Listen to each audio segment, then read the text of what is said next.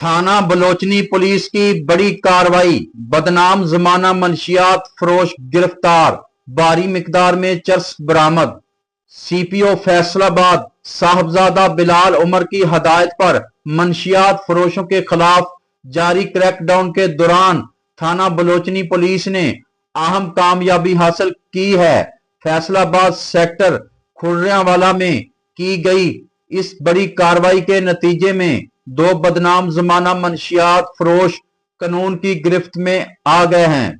तफसीलात के मुताबिक एसएचओ थाना बलोचनी सब इंस्पेक्टर अदील मुस्तफा और शहबाज अनवर एसआई ने अपनी टीम के हमरा छापा मारकर मुलजमान लियाकत और आमर शहजाद को रंगे हाथों गिरफ्तार किया। पुलिस ने मुलजमान के कब्जे से 4.5 किलो से जायद आला क्वालिटी की चरस बरामद कर ली है।